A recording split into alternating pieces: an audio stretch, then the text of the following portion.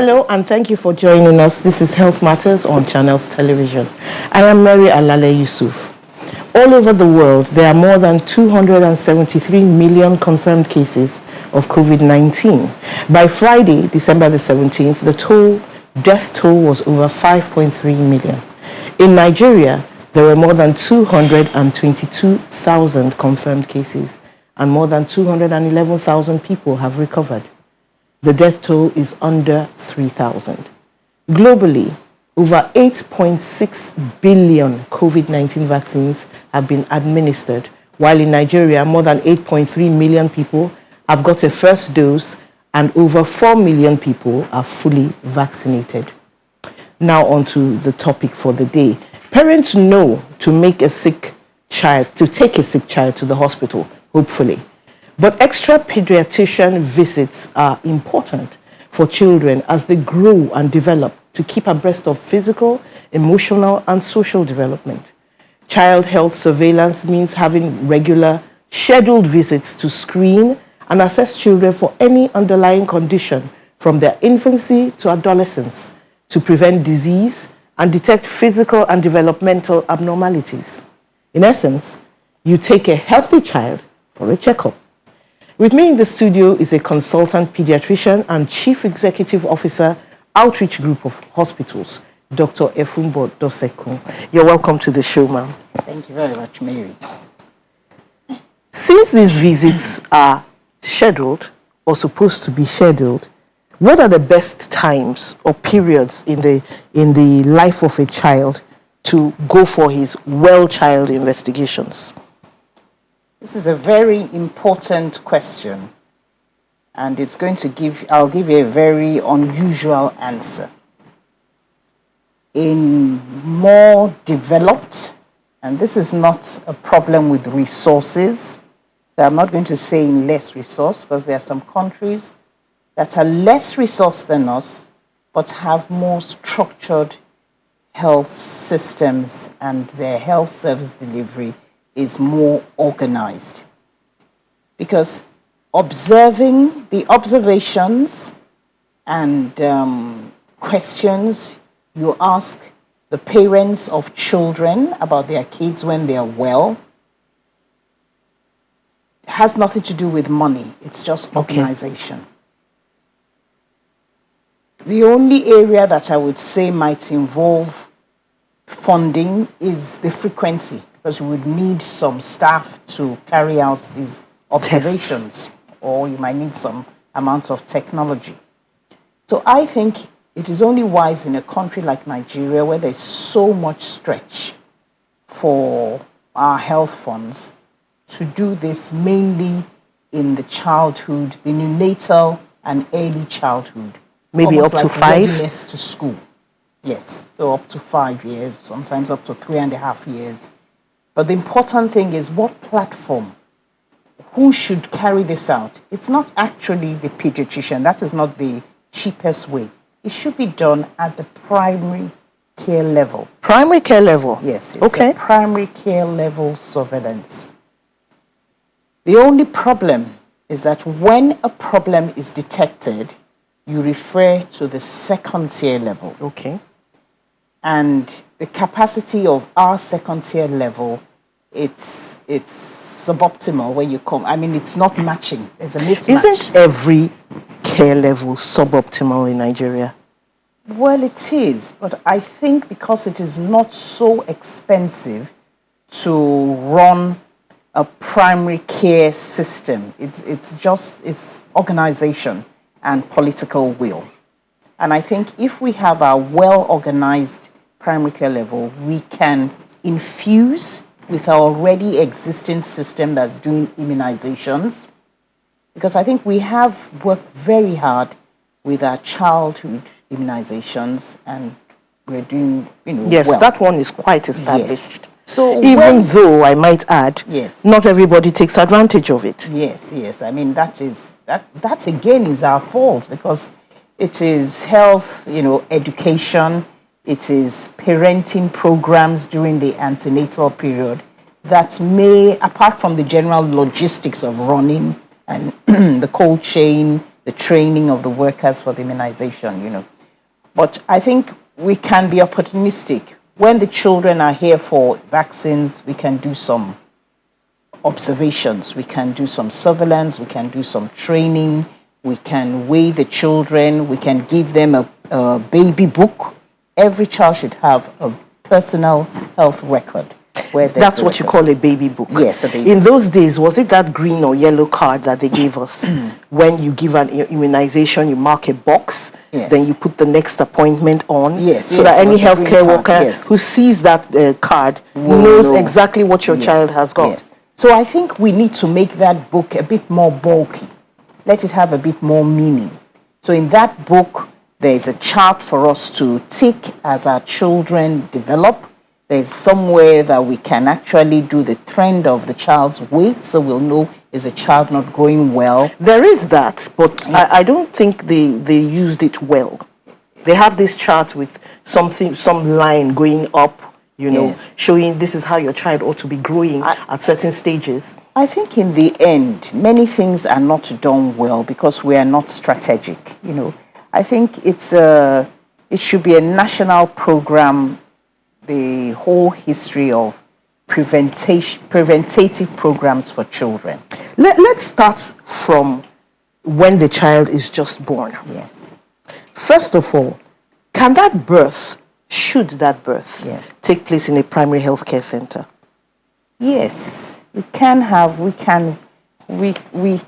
build up the capacity of our primary care centers nationwide to be able to take deliveries. But it just takes a little bit more because you must have the readiness for, first of all, you must triage or you choose the type of mothers, the type of pregnancies, the type of previous history in the mothers that will decide, okay, you should be low risk. Although we know any delivery can suddenly become high risk. Yes, but of course, there should be provisions Yes. to quickly move such a person up to the secondary and tertiary level. And there must be adequate second-tier hospitals. So this... Just a second, can I just... Yeah, go ahead. And it's always my argument, if the government is not able to provide enough capacity at the second-tier level, we have, at least in the cities and big towns, the private sector, and they formalize themselves. They have an association of Nigerian private practitioners. You take advantage of them. So we must use private... But money will come into the equation. Yes. In any country, money comes into the equation from health. There must be adequate funding, particularly in emergency situations and for vulnerable clients. And pregnancy is a time of great vulnerability. So we must rise up to it. It's difficult. But if we have an all-comprehensive strategic plan for our mothers and our children, and we cascade it downwards from national level to state to primary care, community, home, and we have no-nos in all those different levels, and we work together, each level working with the other, we can do it. Okay. So let me just quickly ask. We're talking about this newborn child. Yes. I'm aware, because I've overheard doctors talking all the time, Yes. there's something called an APGAR score Yes. once the child is born. Yes. What exactly are they checking? Yes. Well, the APGAR scores is going to give us some idea of whether the child did the right thing in terms of taking its breath, having a cry, having its breath, taking in oxygen, because without oxygen, the brain is not going to work. So it gives us some idea in terms of prognostication, in terms of the path that we're going to take for the child in terms of its resuscitation. Where does the child go to immediately after being resuscitated? Because if you have a poor APGAR scores, because it's measured at 1 minute, it's measured at 5 minutes, it's measured at 10 minutes. It's just how active is the child, what's the child's heart rate, what's the color of the child, is the child reactive? And all these things sort of like allow the physician to know what to do in that first 10 minutes of that Of the baby's child's life. Yes, definitely before even that 1 minute, if the child doesn't breathe, the practitioner, the birthing practitioner starts giving some measures to bring the breath back. And then she assesses it at 1 minute, she assesses at 5 minutes and 10 minutes. Though, if it's poor at that 5 minutes, at 1 minute, she knows she must continue. If it's poor at 10 minutes, she knows the child has to go into a special care or continuing the resuscitation while the child is moving out to a more, experienced or more advanced level of care. So it's a guidance. I'm surprised, know, that any educated woman, let's not talk about those who don't have much education, wouldn't avail herself of this kind of care. Because there are some things, obviously, which a parent will not notice at such a point that a doctor will see. Yes. So, what percentage do you think of mothers are not having children in hospitals? I don't have the exact statistics because I didn't come prepared for that. But I think in Lagos State, we are doing well. They have the mother and child thing. Yeah, I think in Lagos State, a lot of mothers go to some form of a skilled attendant in some formal birthing unit. So I think the record in Lagos State is not as bad as other states. I think they said 60% of our mothers. Is but good. Yes, but I think but it could be there's still a lot of people who believe in the TBAs, and that's why sometimes when Lagos State gets frustrated, they say, look, let's train the TBAs and at least improve their capacity so that we have improved neonatal outcomes. Yes. Okay, so the child goes home. Yes. And perhaps there are some things that parents wouldn't see as a problem. Yes. What are those things that would raise a red flag, to make a parent come to the hospital? Not necessarily an illness, not a fever or anything, but maybe a developmental milestone. Yes. What kind of things should they be looking out for? I personally think that it's quite sad that we don't have a national child health surveillance program. And even if it's difficult due to the capacity of the different states, Lagos State at least must have a very structured method of assessing a child. They call it a baby check. Okay. So on the first day baby is born, there's some particular things the practitioner lead must assess in the baby. You must check and see whether the baby is breathing well, whether the baby is pink, whether the baby is jaundice. You check and see if the baby has a cataract, whether there's any squint. You check and see whether babies come with cataracts? Yes, some babies are born with cataract. And if it's not removed in time, that baby is blind. Wow. If it's removed early, the baby would eventually see. Okay. So these are, these screening checks or these things are to pick up congenital problems. They are to pick up, the baby's growth status. Is the baby too small for its age or is it too big for its age? Is the baby jaundice? It is extremely sad that we're having babies with jaundice because high jaundice causes brain damage. Yes. And in my hospital groups, we are seeing babies pouring in with severe levels. It's a total failure of health surveillance in the newborn period. In many countries, they have a health visitor because hospital beds are so expensive to maintain. It's many women or many hospitals will even encourage the mother to go home within 24 to 48 hours. So there must be a system when the babies must be able to come back in at least day 3. Day 3, day 4 is a very sensitive time for the baby. Then you would at least have picked up your jaundice. You will pick if the child has a fever. You will see if the child is pale. Some children are anemic right from birth, And I think it's extremely important for us to redo the way we think about just sending that baby home without any check. Sending the baby home, redoing the sending of the baby home. Yes. I want us to talk more about that when we come back from the break. Thank you. We're going on a break right now. Please stay with us for the rest of it.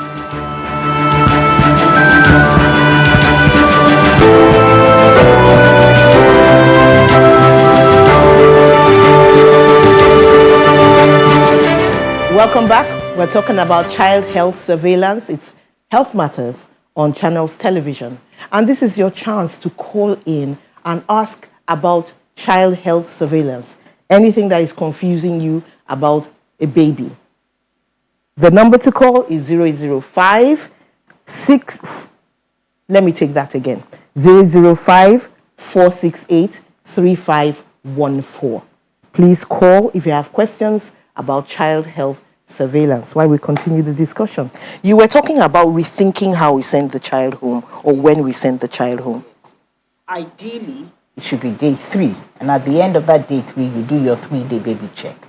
But I think within our already existing primary health care for children, at 3 days, you come for your, at least before 3 days, you come for your BCG, your hepatitis, and your OPV, your vaccines. So it might be a good idea if we have a healthcare worker. It might not necessarily be a doctor, because we have to start thinking of task shifting. Yes, there are no more because doctors of and people. nurses. There's been a massive emigration over the last 2 years to more advanced economies. So we might have to train a community health worker with a checklist to check specific things in a baby. Before we go to those things, let me take a call from Okurafo. He's calling all the way from Abia. Hello, Okurafo. Yeah, that's Okurafo from Army School in Abia State. I want to find out from Dr. Duson. Doctor, good afternoon.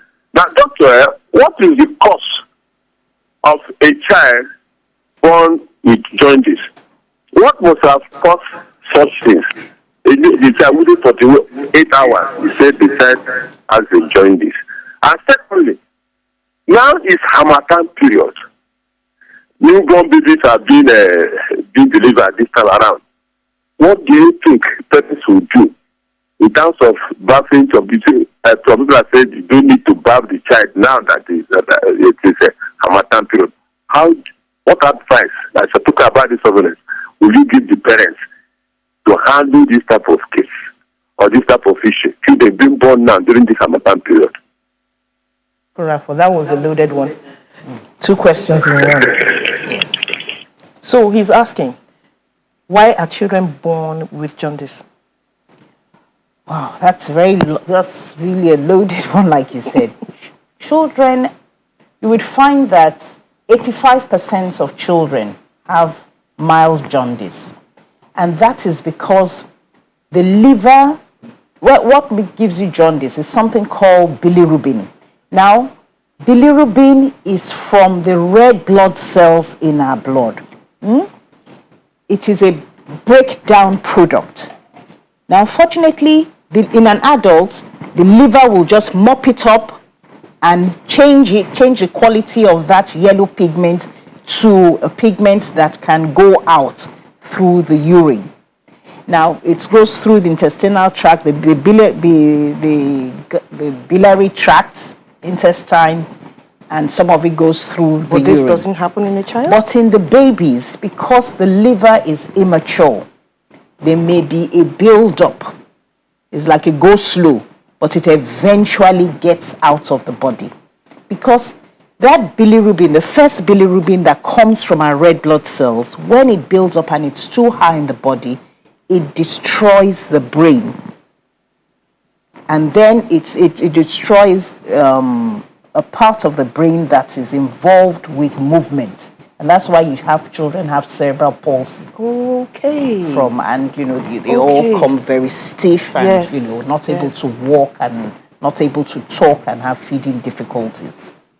So the problem now is separating the wheat from the chaff.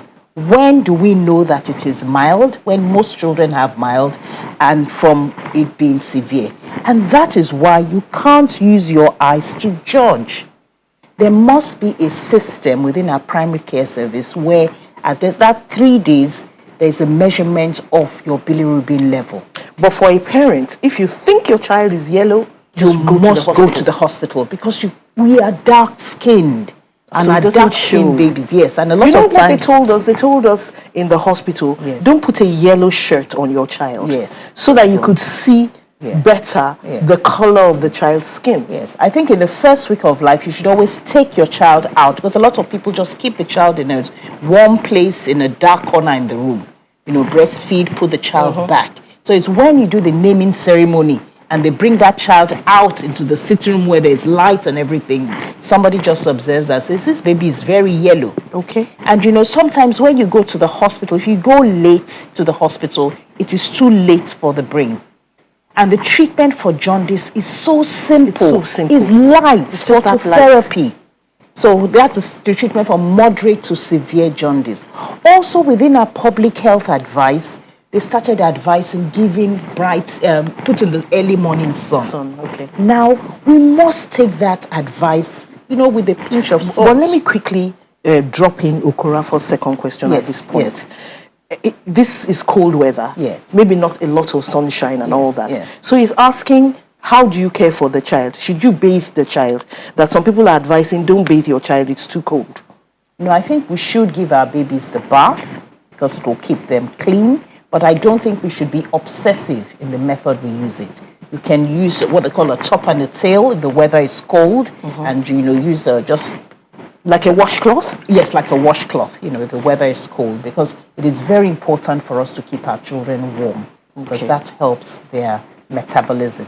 Let me take this call from Tunde. Is Tunde still there? Hello. Hello. Good afternoon. Good afternoon. What's your question? Yeah. There is a situation at hand which I would like Nathan to help us look into. Hello, can you? Hello? We can hear you. We can hear you, Tunde. Go ahead. Okay. Yeah, a baby of a year old is actually having issue with his sight, and a series of tests has been conducted on MRI test, which confirms that everything is okay, but the baby actually cannot see a reflection of light. So I don't know if what can we do in such situation now? Okay, so let me throw that to you. Yes, I think it is. These are part of the problems we're talking about. We should not be finding out at 1 year that a baby has a problem with the sight. There are basic things a baby should do. Now, outside this, for example, in the United Kingdom, at birth, you actually check for cataract. At 6 weeks, it's a formal process. You check to see if you ask questions to the mother. Is the baby tracking? Okay. Your eyes, the baby should start. If mother moves, the baby should look His at eyes should follow. Yes, so we call that visual tracking. So at how old? that is at 6 months. 6 weeks. 6 At weeks. 6 weeks, there's visual tracking. A year is way too late. And so a year is much too late. And if our mothers are trained, there's no opportunity for training of mothers. I think during your antenatal time, you should have parenting classes. And this is something that, the government or the private sector, doctors and nurses should look into creating the availability of these parenting classes face-to-face. We now have the social media that has created all sorts of platforms. Mothers need to know what to expect from their babies. Let's quickly, because we don't have much time, go to other issues which you mentioned before we came on. Things like undescended testes, hearing. When do you check for such things?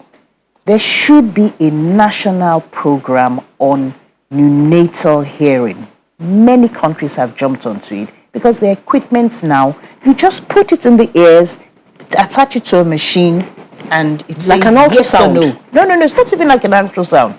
The probes in the ears, you just press a knob in the machine, it will tell you the child can hear or the child can. So it's a hearing screen. And what is done in some countries now is before the baby leaves the hospital, must have that auto-acoustic. Before he leaves the hospital? So you know whether your child, probably, sometimes there may be some false positive, false negative, but at least we can now know that, okay, there's a problem with our first OAE test. We're now referring you to an ENT or an audiology lab for confirmation of this problem. Doctor, this is all very interesting, and we have to schedule another visit to talk about other things, but our time is up. Thank you so much for coming to the program. That you've educated me, I must say. Thank you. And thank you for being with us. Thank you, Okorafor. Thank you, Tunde. Have a great day, everybody. I am Mary Alale Yusuf.